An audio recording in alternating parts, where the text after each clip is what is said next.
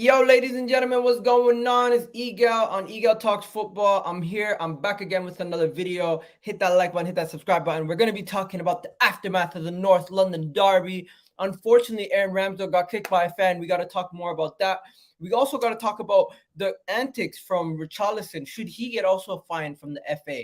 In addition to that, we are now looking for alternatives for Mykhailo Mudryk.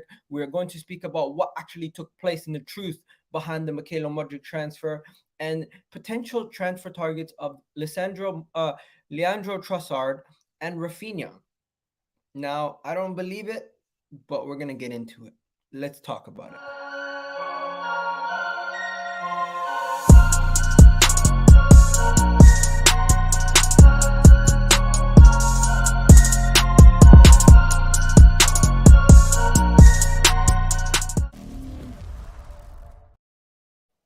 Yes, people, what's going on? It's Eagle Talks Football. We're back again with another video. Hope everybody is doing well.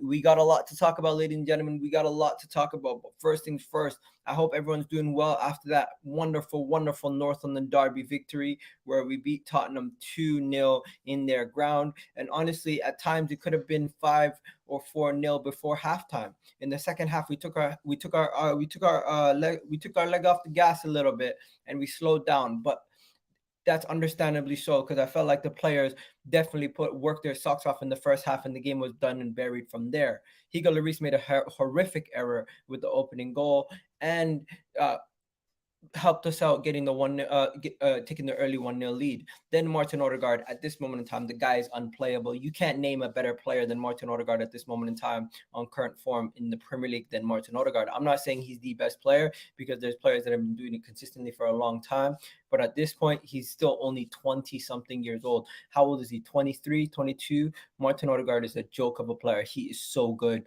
Real Madrid, thank you. You gave us a gem.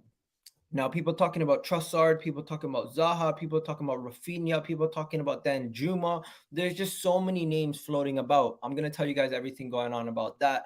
But where do we begin? Then nowhere else but on the situation with Aaron Ramsdale getting kicked by a fan. It is absolutely embarrassing, disgraceful. I don't know what else to say to describe the situation that happened with Aaron Ramsdale getting kicked by the fan. In my opinion, Aaron Ramsdale, it's not only the Aaron Ramsdale situation, but Richarlison also needs to be looked at for his involvement in this. This all started with Richarlison getting involved with Aaron Ramsdale in at the end of the game. Richarlison was upset or something, but I don't know why Richarlison was even getting at Ramsdale. Like, what did Richarlison and what did that have to do with anything? I honestly am confused. I think Richarlison should have to explain his part in this to the FA, and there should be a massive investigation on this. There's actually video footage of Richarlison trying to put his finger in Ramsdale's face. So at this moment in time, I'm not just going to be sitting here saying, you know what, only lifetime ban the fan. We should be looking at giving Richarlison some sort of punishment for what his involvement in this, because he was another one who couldn't handle himself and control himself on the pitch. If Arsenal are getting punished for not being able to control themselves on the pitch with referees, this is the definition of a player not being able to control himself when he's attacking another fellow football player during a game. Now, if you want to make fun of people who are diving or do stuff like that, or you can do that. But once you resort to physical situations like Richarlison sticking his finger in Ramsdale's face, that is wrong. And we cannot dispute that. In my opinion, Richarlison is an absolute joke. He's a disgrace. His involvement in this brawl with Ramsdale kicked off the whole thing where the fan came and actually kicked Ramsdale, because Ramsdale then left once they were separated, went over behind the net, and then the fan ended up kicking him. So in my opinion, Richarlison should be getting some punishment. And also, if you guys didn't see, he was also involved with Tomiyasu. Richarlison was also involved with Tomiyasu in another situation where he threw Tomiyasu's arm or something like that. Like, I don't know what's wrong with this guy. I get it. He might be a hothead. He might be something like that, but he's just moving like a weirdo at this point. So there was a throw-in situation where Tomiyasu was trying to stop Richarlison from getting and blocking the throw in, and then he's like, don't put your hand in front of me, and then just slapped it away. These things happen. It's not a big deal. At the end of the day, that's nothing.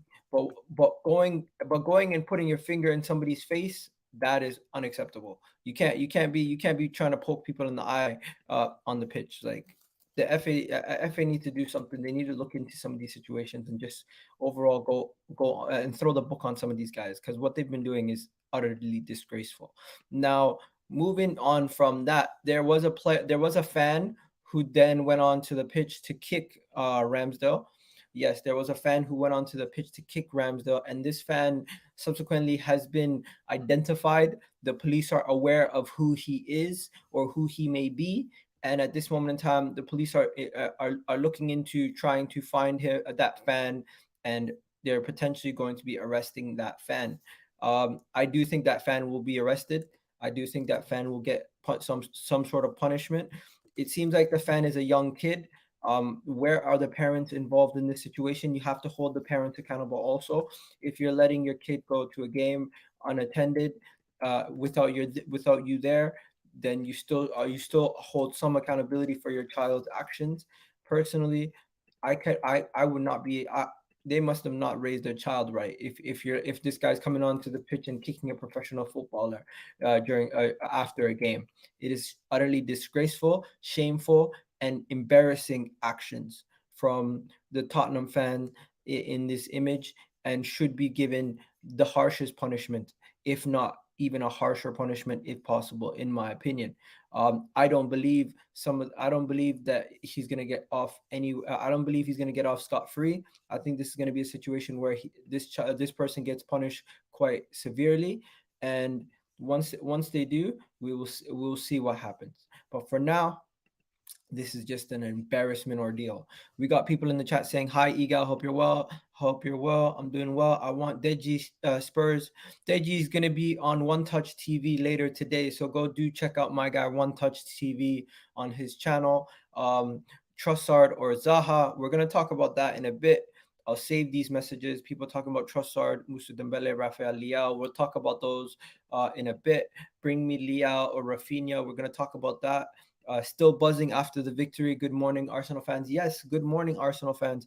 And you know what? This has been a massive victory. You know how we know it's a massive victory? We haven't done this since 2014. We've done the double. We've done the double, ladies and gentlemen, we've done the double over Tottenham. When was the last time you could say we've done the double over Tottenham? Like, let's be honest. This is impressive. Mikel Arteta is conquering London. Mikel Arteta is conquering North London, and Mikel Arteta soon could be conquering the Premier League. That is the reality. We are in a situation where we are in new territory, in the sense of this modern generation of fans have not been able to see Arsenal this good. We are now getting to see Arsenal this good. I was lucky enough to see Arsenal when we were back in the heyday, but doing the double over Arsenal doing the double over Spurs, I mean, wow. Arsenal did the double over Spurs. That hasn't happened since 2014, and at that time we still had Rosowski in them, man. So Mikel Arteta and the boys should be extremely proud of themselves, accomplishing something that is absolutely fantastic. The same guy who danced like a clown when he scores. Who are you talking about? Oh yeah, you're talking about Richarlison. Yeah, same guy who danced like a clown when he scores. Yeah, definitely Richarlison. But yeah, when it comes down to it, we've now the aggregate scoreline versus Tottenham this season is 5-1, and we are just absolutely killing them this moment in time. I love Arsenal. I love this team, and what we've accomplished so far this season has been great strides towards improvement. And the job's not done. The job is not done. The job is not done. We still have bigger fish to fry. We cannot get our eyes off the prize. We need to still focus and understand that we have a target to reach. We are trying to win the Premier League. Yes, and we are currently 8 points clear of everybody else. Arsenal are 8 points clear of the competition. And you know what? How many times are you not get? I'm getting used to the fact that we keep hearing the name Arsenal are table toppers, Arsenal are top of the table, Arsenal are the best team in the league. It is no longer a question Arsenal are the best team in the league. People have to start putting the respect on our names if they haven't already done so. This win versus Tottenham just solidifies and confirms to everyone we are for real, we are legitimate, and we are no longer this team that people can consider a joke. We are the real deal, the Evander Holyfield. That's what we are. And it's just everyone should know that by now. Everyone should know this was bigger than just a 2-0 victory versus Tottenham. This was breaking a curse. This was Odegaard breaking the captain's curse. This was Arsenal staying at the top of the league and showing that we're not going to capitulate. They said we are going to capitulate with Jesus out of the team. I don't see a capitulation. I don't see us dropping. I haven't seen us drop points. I haven't seen it. I haven't seen it. I feel like we could start seeing old rivalries grow, like Man United and Arsenal battling it out. That would be nice. That would be nice to see. But I don't want Man United anywhere near us, to be fair. I just want us to coast to this Premier League and continue performing the way that we perform. And if we do that, no one's gonna stop us. If we continue to coast and we don't have any major injuries, nobody's gonna stop us. And at this moment in time, we have such a good squad. We have such a good squad. What is what's the scary thing is about this? We are just getting started. The scary thing is we are just getting started. Arsenal are still the youngest team in the Premier League. Arsenal are still one of the youngest teams in world football, and we are currently top of the Premier League. We're currently the second most points per game total collected this season. Arsenal are doing amazing things, and we are still the youngest team in the Premier League. Still the youngest team in the Premier League. People, do you realize how are we doing this? How are we doing this? It's the sheer will of the players. It's the fear. It's the fear that we instill based on the fact that we've now won all these games. So far this season, players have been stepping up big time. And let me show you guys what I mean when I say players have been stepping up big time. Big up everyone in the comment section. Do me a favor. Make sure you hit a like on the goddamn video. We currently have about 81 of you guys in the chat. Make sure you do hit that like button right now. Right? I'm going to get into the Mudryk alternatives once I'm done with this segment of the show. Okay.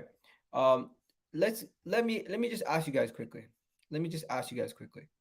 If I asked you at the beginning of the season who was going to be our top goal scorer, how are we going to get our goals, where are we going to get our goals from, people are going to question all those. Martin Odegaard already this season has 8 goals, 5 assists. Martinelli has 7 goals, 3 assists. Bukayo Saka has 7 goals, 7 assists. Eddie Nketiah chipped in with 7 goals, 1 assist. Gabriel Jesus, who's been injured since the World Cup, still has 5 goals, 6 assists. Xhaka, 4 goals, 4 assists.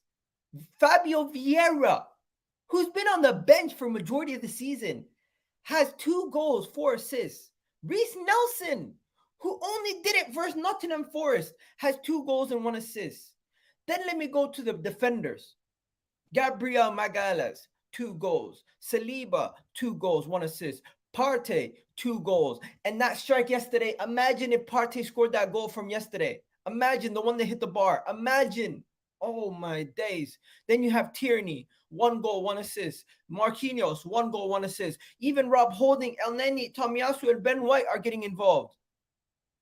This is a team that is looking serious, ladies and gentlemen. And we have and we are not a team of individuals. We are a team from beginning to end.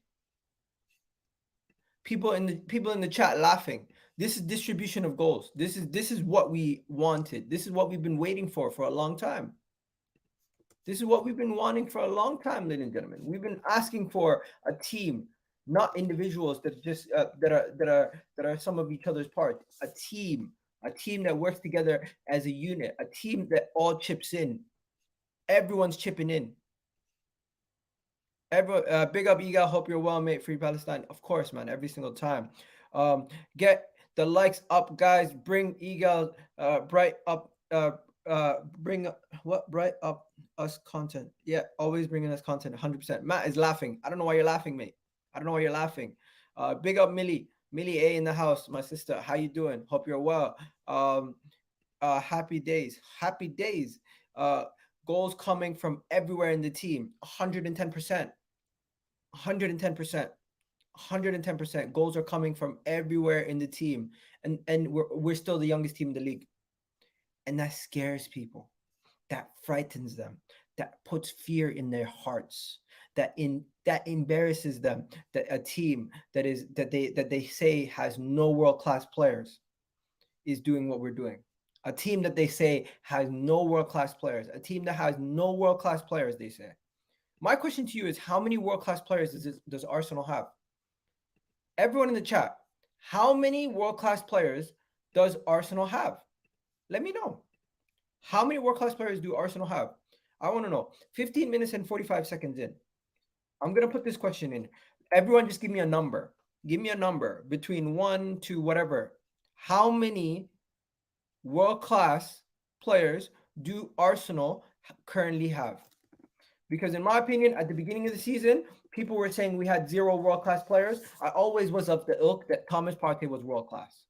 The only thing about him was questioning his fitness. I always said at least minimum 1, but people were saying 0. People were saying Arsenal had 0 world-class players. People were saying Arsenal don't have world-class players at all. And I find that disrespectful. But it is what it is. Mikel Arteta is doing wonders. A team with 0 world-class players. A team apparently who have no real quality. A young team full of kids are doing what we're doing right now. I know we haven't won anything yet. The Premier League's not done. The league's not over. We still have a job to do. Yes, we're still clear at the top of the table. But in my opinion, Thomas Partey is world class. In my opinion, currently, Martin Odegaard has entered the frame as a world class player. And Bukayo Saka, with the consistency he's shown over the years, he's world class too. In my opinion, Arsenal have 3 world class players. You guys, let me know who you think Arsenal have that are world class. But in my opinion, we currently have 3 world class players. Everyone who says we have no one, or everyone who says we have one, I respect your opinion. I respect your opinion. But I believe, based on performances, I can say comfortably we have 3 world class players. If you want to say they haven't proven enough yet, that's a different question. But once we do win the Premier League, people will start shouting that we have 7 or 8 world class players. People are going to start changing the agenda, saying that City are shit, Man United are bad, Chelsea are bad, Tottenham are bad, Liverpool are bad, Arsenal aren't as good as we actually are. That's what's going to happen. They're going to compare it to Liverpool's COVID season. That is what's going to happen, people. But some people are saying 1, some people are saying 2, some people are saying 2, some people are saying 4, adding Gabriel Jesus to the mix. Is Gabriel Jesus world class? I don't know. We have to see more from him. We haven't seen enough from him as a main starter. Is Gabriel Jesus world class? Let me know, people in the chat. Is Gabriel Jesus world class? Gabriel Jesus, Thomas Partey, and Bukayo Saka. Martin Odegaard is not world class in your opinion? I guess it's a game of opinions. There's no real barometer for world class. For me, world class for me is top 5 in your position. No, that's not world class. World class for me is somebody who can be considered top 5 in their position and is solidified as one of the best players and would be undroppable in majority of teams in world football. So Bukayo Saka would probably be undroppable in majority of teams in world football. Martin Odegaard at this moment in time would be undroppable in majority of teams in world football. Thomas Partey, besides Rodri, Casemiro, who else can you name that's close to Thomas Partey? Who else? Maybe you go and you look at Real Madrid and you say one of their midfielders, or you go to Napoli and you pull out a name from there. But realistically, I can't think of too many names that are close to that level. Thomas Partey is up there with the best defensive midfielders in world football. Martin Odegaard at this moment in time is performing like one of the best midfielders in world football. And Bukayo Saka is up there, top 5 right wingers in world football. People tell me about Kulusevski. Kulusevski was good yesterday, and he was probably their only best player. He was probably their best player out of the front 3, but we still kept him in check. But yeah, big up everyone in the chat. Let's now go to the Mudryk situation. Mykhailo Mudryk. Okay, let me tell you guys what happened in the Mudryk deal. I'm gonna play a video for you guys because this is the best way to explain what took place in the Mudryk deal for me, in my opinion. So check out this video. I think our policy on the Mudryk deal is pretty clear and straightforward. This is what took place. This is the truth about what happened in the Mudryk deal, based on what I've read. Based off what I've read and what I've seen, this is the truth of behind the deal. And several people have written articles on this, like Kia has written an article on it. Friend of the show, Kia has written an article on this, and he clearly stated that Arsenal were not going to be bullied, they were not going to be hamstrung, they were not going to be forced to pay over the odds for a player that they deemed good enough. Even though we wanted the player, this is the final time I'm ever going to speak about Mykhailo Mudryk on this channel.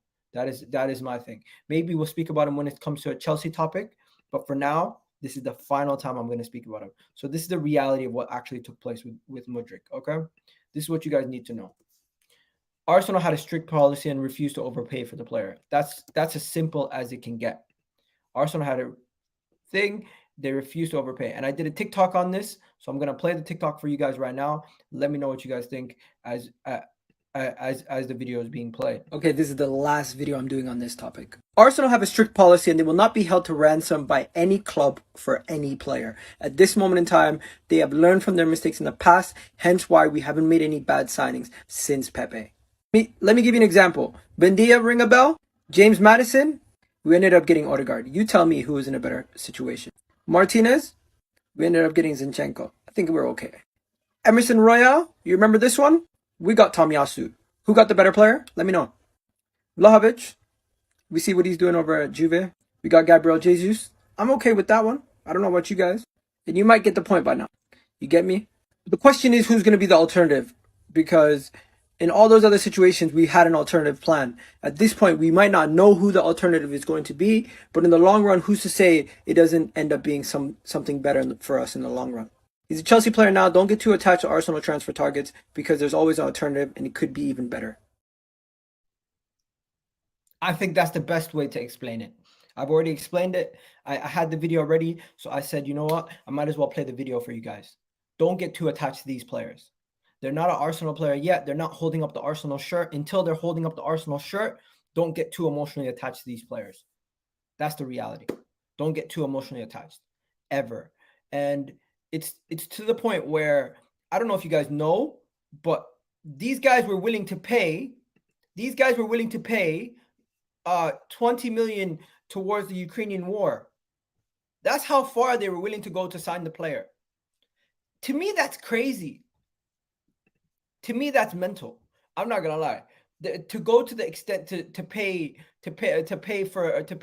help fund the war in Ukraine, to say, you know what, we're gonna dedicate 20 million towards your war, just to help you guys out. Like, what's going on? What's really going on here? Is this a transfer, or is this an international peace treaty? Like, what the hell? What is really happening now? You guys must be thinking, what the hell is he talking about? I'm gonna show it to you guys right now. I think Matt Law did a video, did a thing on this. Matt Law said, let me get it up. Matt Law said Chelsea basically helped pay another 20 million on the transfer signing just to go towards the war in Ukraine. Now, this is absolutely mental, in my opinion. It's mental. Like, let me read this for you. Shakhtar Donetsk president, I don't know how to pronounce his name, has given a statement on Mudryk's move to Chelsea, pledging 22 million to Ukraine's solidarity and defense and families, and said, I am confident that we will win the war and we will play a friendly against Chelsea at Dubas Arena in Donetsk, in Ukraine, Donetsk. So not only are they going to play international friendly, but they also pledged 22 million of the transfer fee to the war in Ukraine. It's a mad thing. It's an absolute madness. So it is what it is. We move on. The player's a Chelsea player. I'm done with it. We don't talk about it. Don't get too emotionally attached to transfer signings. There's always an alternative. And sometimes you never know, that alternative could be even better. That is just the reality. People saying leave politics out of football. My guy, The only time they leave politics out of football is when it's beneficiary. When it's beneficiary. Pogba and these guys bring out a Palestine flag, they're gonna get shut down. But you bring out a Ukraine flag, you're allowed. It's celebrated. You bring out something towards you speak about religion, certain religions, you're gonna get criticized, like Pogba did when he was speaking about Islam. And then you do drunken things and you sell it and you start dancing, you get celebrated like Dan Burn was. But hey, it is what it is. It is what it is. We know how the game goes. We know how the game goes. We're not here to be social justice heroes and speak about all the messed up things that are going on in football. That is for another stream. For now, I'm sick of that. I'm sick of that. It is what it is. Benzema, Mesut Ozil, some of the players who've spoken about this for years, about the hypocrisies in football. You're a football player who's valuable to that team or country or that people when they want, and the other time it's something else. It is what it is. It's the state of football that we're in, and you're gonna see it in general. Just think about how they treat Ukrainian refugees in comparison to other refugees. Just think about how they treat footballers when they speak about political topics. They tell them be quiet. Look at Marcus Rashford.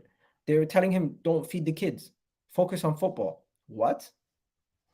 It's a joke, mate. It's a joke. Anyways, enough about Mudryk. We're done with Mudryk. Now let's go to Raphinha. Straight into Raphinha. The thing about Raphinha, you guys need to know is there are alternatives. There are alternatives that Arsenal want. There just to name two alternatives that Arsenal could potentially sign. Two alternatives Arsenal could potentially sign are Raphinha and Leandro Trossard. Leandro Trossard. Now, I'm going to tell you guys the links to Raphinha and Leandro Trossard are not the strongest of links, in my opinion. The links from Leandro Trossard are links from sources that are stating that Arsenal would be interested in Leandro Trossard as we have been interested in him in the past. And Raphinha is the same thing. Based on the fact that we've been interested in these players in the past, reportedly we would be interested in them again. Now, Barcelona are absolutely drunk out of their mind, and they think Raphinha is worth 100 million. Yes, I've seen reports that they want 100 million for Raphinha. Yes, let me show you guys. This is crazy. They are absolutely drunk and out of their mind if they think Raphinha is worth 100 million. If they think Raphinha is worth 100 million euros, they can kick rocks tomorrow. Nobody wants Raphinha for 100 million euros. Does anybody in this stream think Raphinha is worth 100 million euros? No, especially after the way that he's been performing. They are drunk out of their mind. There is no way in hell Arsenal are signing Raphinha for 100 million euros. That is crazy. People are saying thoughts on Jared Bowen links. Yes, we were linked to Jared Bowen in the summer. We haven't been linked to Jared Bowen since the summer, if I'm not mistaken. Since the summer, we have not been linked to Bowen. Bowen links were gone quite quickly. I haven't heard or seen any links to Bowen in well over a couple months now. So Jared Bowen is out of the picture. I don't think Jared Bowen is an option. Now, somebody else who's an option, who I've heard a lot about recently, today, is I think this is unachievable, but there's a guy in Napoli. This is the guy who Arsenal have reportedly 90 men are saying Arsenal are keeping tabs on him. Now, the main reason why we went into the Eastern European market is because this guy came out of Russia and he's been an absolute revelation for Napoli. This season in Napoli, he has played 15 games, scored 7 goals and 7 assists just in the Serie A alone. In the Champions League, he also added another 2 goals in 5 appearances. He has been absolutely scintillating. 21-year-old forward, and he's been killing it in Italy for Napoli. Napoli are top of the league.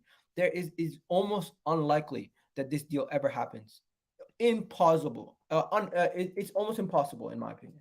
I don't think Napoli are going to sell for anything cheap. And I don't think we're going to get this guy. It's going to be very, very difficult to get this deal over the line, in my opinion. I've seen a lot of rumors about players in Italy, but this one here has to take the cake for the most unachievable one, I think.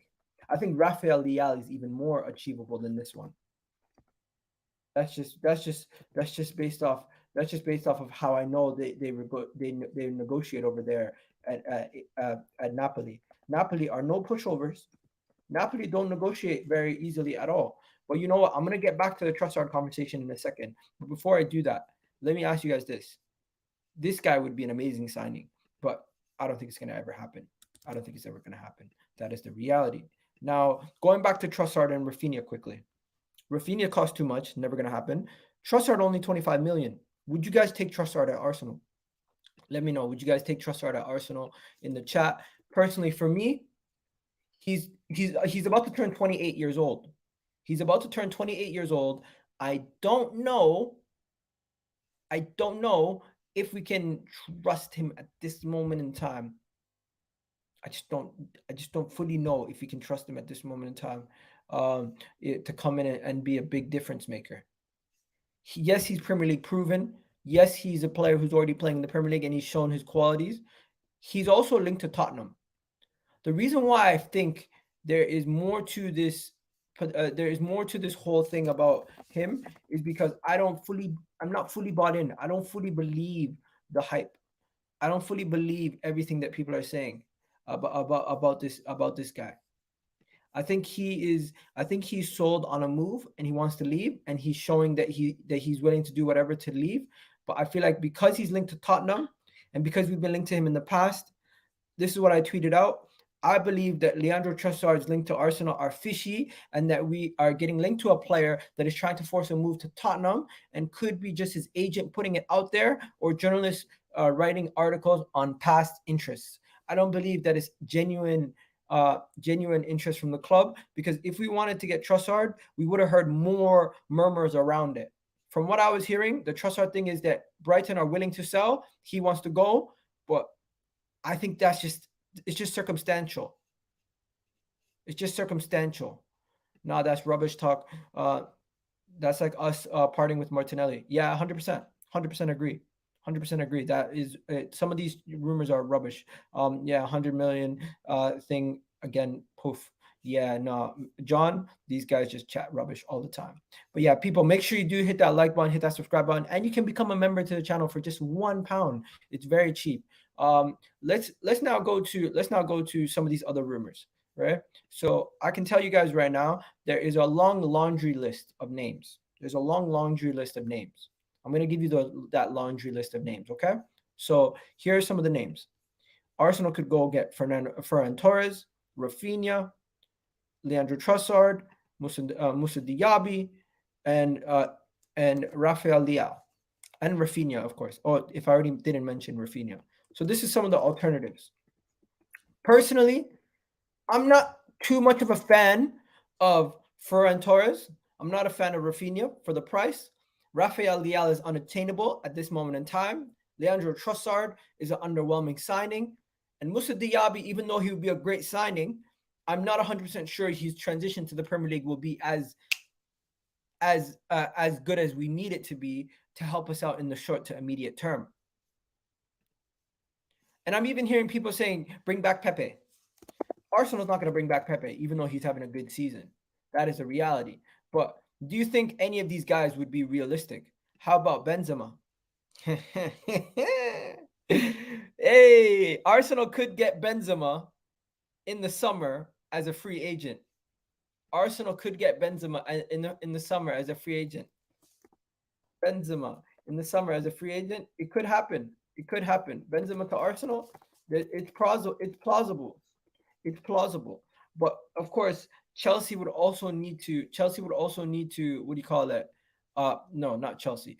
Of course, we always have to worry about Chelsea, because Chelsea are always interested in coming in last minute to try to steal our signing, right? He was saying, what about Chris Wood? Nah, it's not going to happen. Chris Wood's not going to happen. Come on, stop it. No one wants Chris Wood. But yeah, Benzema to Arsenal.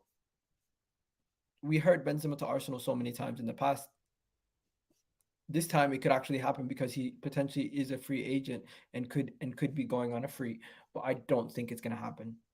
I don't think it's going to happen. Now, let me just go to let me just move away from the Mudryk thing for a second and go to Arsenal's potential right back signing, because there's a rumor that Arsenal could sign a right back. If you guys haven't heard, this rumor Oh, you know what? One more thing. Zaha. Zaha to Arsenal. Before we go on the right back. Because I'm honestly, who else is sick and tired of hearing about Zaha? Who else is sick and tired about hearing about Zaha? Because in my opinion, I'm sick and tired of hearing about Zaha every time, every time, every time, every time, every time we hear about Zaha. Yes, we know he's an Arsenal fan. Yes, we know he wants to move. Yes, we know his contract could be running out at the end of the season. Yes, we know all these things. But right now, this is what we know. This is what we know about Zaha. Zaha is not leaving Palace in January. The 30-year-old winger is fully committed and will complete his contract, help Crystal Palace until the end of the season, and the Ivory Coast winger will then leave. Most likely, he's going to stay until the end of the season. That is the reality. That is a reality. Zaha is not going nowhere. Arsenal fans who want Zaha, you can forget about it. He is not coming to Arsenal. He's not leaving Crystal Palace until the end of the season. That is the reality. We need to forget about Zaha. Forget about Zaha. It's not happening. And David Ornstein's as tier one gets. What's so funny? Arsenal in contact with Ryan Fraser. Yes, we were back in the day when he was at Bournemouth. So typical. That's how some of these journalists write their articles. Arsenal were linked to a player 7 years ago. Let's link him to him now. That's what people do. That's how they. That's how they make articles. That's how they do articles. But yeah, let's get into this one. Um, 18-year-old right back Ivan Fresneda wants to join Arsenal despite interest from Newcastle, Dortmund, and Juventus. Rumor has it that Arsenal might be interested in the right back in the case that Cedric leaves Arsenal. Now, I don't know much about this guy, and I don't really know if I believe these rumors, but if the rumors are true, Arsenal are interested in the right back, and the club may wait until the summer for the 18-year-old to move, but has attracted interest from numerous clubs, including Newcastle. So Chelsea are interested in a right back. Chelsea want a right back. Maybe they come in for this guy and they hijack him too. Let him have him. Because at this moment in time, it just seems like every player we're interested in, that's what Chelsea do. I don't think they even scout their own recruits. So Chelsea, you guys need a backup right back. This is your guy. Go and get him. Go and get him. He's 18 years old. He'll be perfect as a right back cover for Reece James in the future. Get him. Get him. Boehly, I hope you're watching. Boehly, I hope you're watching. I hope you're watching. I know you listen to TikTok spaces now. So I hope you're watching, Boehly. I hope you're watching. By the way, Todd Boehly actually listens to TikTok spaces, guys. I mean Twitter spaces. Todd Boehly actually listens to Twitter spaces and watches TikToks of fans' reactions to gauge if he's serious or not.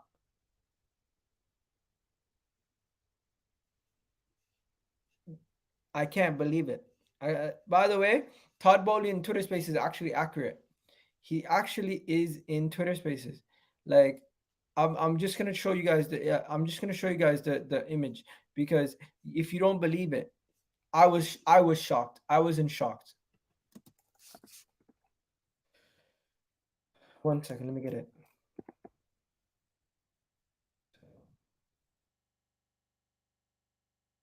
Yeah, no, this guy, you can't be serious. As a owner, he's in Twitter Spaces listening to Chelsea fans. He must be. Todd Boehly must be getting his transfer ideas from Twitter Spaces. That's what he's doing. Todd Bowley's getting his transfer ideas from Twitter Spaces. Imagine Todd Bowley's getting his transfer ideas from Twitter Spaces. But yeah, I'm just gonna show you guys this image because Todd Bowley was actually in a Twitter space, listening to these guys talking about all these things. People are talking about Matoma. Guys, Matoma to Chelsea is not happening. I mean to Arsenal, it's not happening. But yeah, look, Todd Bowley yesterday in one of the Chelsea Twitter spaces was there. I was in shock. I couldn't believe it. Couldn't believe it. But Todd Bowley was listening to a Chelsea Twitter space, and Chelsea fans believe they have the best owner because of that. I couldn't believe my eyes. I couldn't believe my eyes, but it is what it is. Twitter scouts, lol. You know what? long may it continue. Long may it continue. Long may they listen to the Twitter scouts and the people who make who tweet out nonsense on Twitter. Because if that's what they're gonna do for their transfer strategy, thank God, thank God, because we don't do that. We don't do stuff like that. That is sheer embarrassment, in my opinion. That is sheer embarrassment. And let me just show you guys what I mean by embarrassment. Because since 2019, Chelsea have been just terrible with their transfers. Where for Arsenal, we've been quite good. Besides the Pepe transfer, most of our transfers have been good signings. Most of our transfers have been good signings. Besides the Pepe transfer, we've been good. We've been in good hands since 2019. I don't know if you guys disagree, but we have had a pretty good record of signings since 2019, and I'm quite happy with that. I'm really proud of that. That as a club that we've been making good signings. But you know what? I don't think this is gonna win us the Premier League. Obviously, we still need to make a signing this window. I'm not excusing them if they don't make a signing, but I'm saying, you know what? I trust their judgment a little bit more than I do Chelsea's. Just look at that. Chelsea, besides Edouard Mendy, who's currently not even getting game time, they have who's really done well. Lukaku was a flop. Fofana has been injured. Uh, Havertz himself has looked like a flop. Cucurella has been looking like a flop. Raheem Sterling, they already want to sell. Timo Werner was a flop.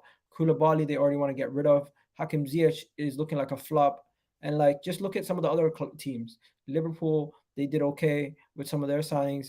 Man City have done good with their signings. Manchester United, another team that just flops with a lot of their signings. And then you also have here Tottenham. Tottenham's whole list of signings have been flops. Ndembele, Lo Celso, Sessegnon, what do you call it? Brian Gill, Steven Bergwijn, Serge Romero. They, has been their only good. Christian Romero has only been their good signing, and apparently Richarlison's been a hit, but he has less Premier League goals than Gabriel Magalhaes and Saliba. So at this moment in time, I kind of trust the club a little bit more than some people do. I kind of trust it. I trust people. Havertz is overrated, definitely, definitely. Thoughts on Edu?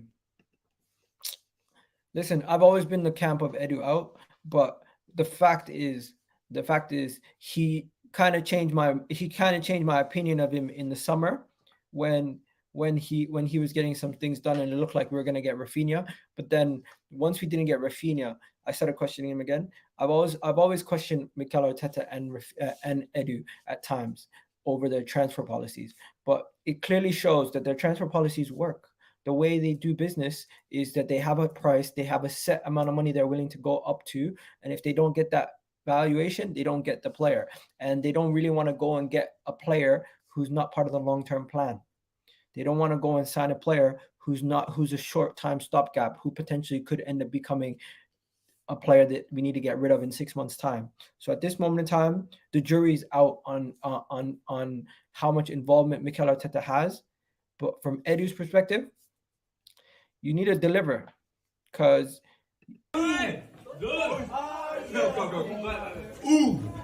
dois, três. We love the Arsenal. We do.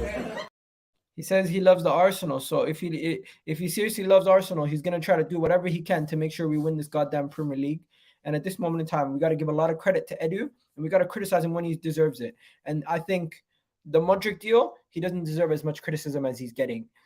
Chelsea just came in and hijacked the deal. They offered ridiculous terms. They gave the player 8.5 years. They gave the club an extra 20 million just to give to Ukrainian funds.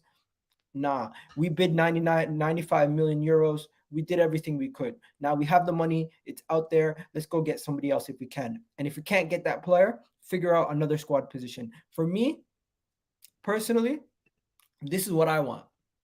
Go get me Declan Rice. Go get me Declan Rice. Get me Declan Rice right now. Arsenal have the money. Arsenal, we're about to get Mudryk. Drop the money. Get Declan Rice. Bring him in now. We win the Premier League easy. We have a backup for Partey. And if Xhaka gets injured, we have a backup for Xhaka. And if any of them need to rest, he can play. And you're saying, oh, why would he come to Arsenal to play as a backup? Well, who's saying he's going to be a backup forever? He could potentially force his way in and take that starting job, and he could be part of a Premier League winning team and be the main man in that midfield with Partey or Xhaka and Odegaard. Odegaard's not leaving the midfield, but one of those other two could make way for him. And I don't think it's going to be Partey personally. If anything, he's going to have to make way for Xhaka. Personally, this is what I would do. If I'm Arsenal, I drop the money on Declan Rice in January. We get a midfielder in who can cover for Partey if in the case that we get injured, cover for Xhaka in the case that we get injuries. Everything's there. We have the money. Drop it. They know what they want. The same money that we're going to get Michaela Mudryk for, go get Rice. That's what I do. That's what I do if I'm Edu. If I'm Edu, I go get Rice right now, get that sorted. Bang. We know we need attacking cover, but guess what? If we have the midfield sorted, we don't need to worry about anything. Let me know what you guys think. People talking about Matomo's not happening.